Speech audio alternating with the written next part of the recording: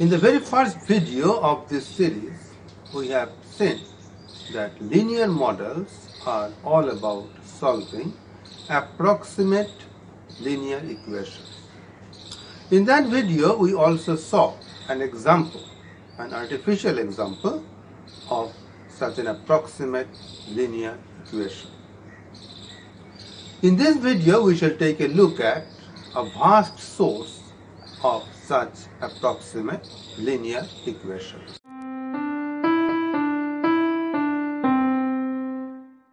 Consider, for example, this particular spring system. So here is a spring and from which some weight is dangling. Now in this case, what we can do is that we can change this weight and accordingly this height will actually change. Say for example, if I change this height, change this weight, so if I make it heavier, in that case this changes. So this is an experiment that we have all carried out during our higher secondary days in laboratory.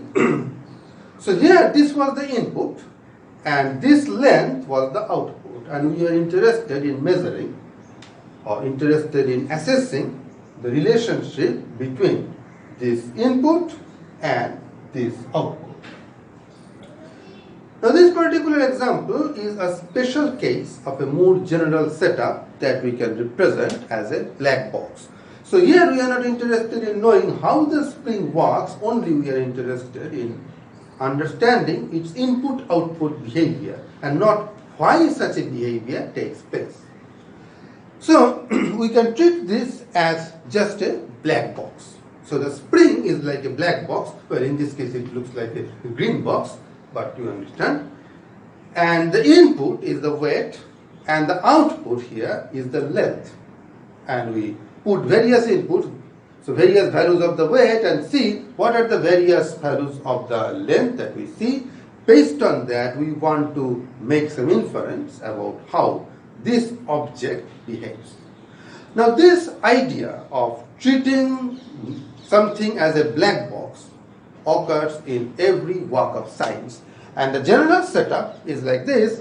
You have some kind of a system and there are inputs, may not be one, here I am showing 4 inputs, and there may be outputs. In this case I am showing only one output, and that is the case that we will be always working with in this class.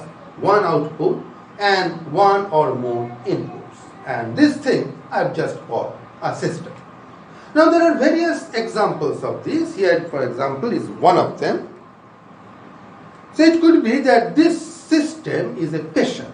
So this is a clinical example. And this patient has been given some medicine, the drug, that is one input. Now the patient has also some age, which is not given to it, but the effect of the drug may very well depend on the age of that particular patient. So we have another input, which is this age. And then the gender of the patient is also yet another input. So there are 3 inputs. Based on that, we have the output, which is some kind of a diagnostic measure. In this case, I have taken blood pressure, BP. So here the system is the patient, there are 3 inputs, and we are measuring the output. And we are trying to understand possibly what is the effect of the drug, whether the effect of the drug depends on age, depends on gender, and things like that. Yet another example of the same black box approach may be taken from the agricultural world. And here the system is a plot of land. And you are sowing some crop in it, paddy or wheat or whatever. And you are also applying some kind of a manure. It could be compost, it could be magnesium, phosphate, whatever. And you are and the response that you are measuring is the yield.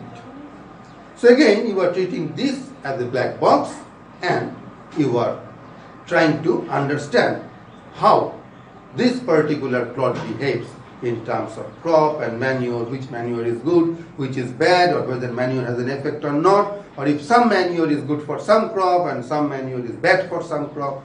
And you are assessing all these things by looking at the output, the yield. Now in all these cases, we cannot ignore the fact that there is going to be some amount of random error. Now what does that mean? This means the following. In this example, suppose we take two identical plots, as identical as possible. We show the same crop in both the plots, apply the same manure, do everything similarly.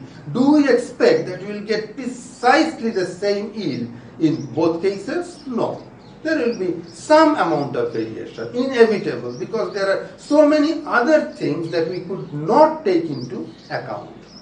All those things put together, I have put it in this random error thing.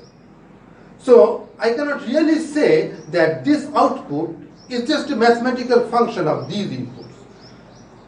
So there is something which is still left out. So all those things are summed up here. Now I can say that this is actually a mathematical function of all these three inputs, including the random error.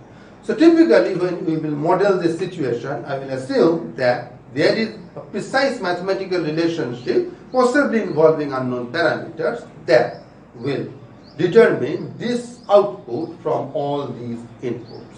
Mathematical, that is precisely mathematical. The randomness comes into picture because of one random input. This random input is what is causing the output to be random.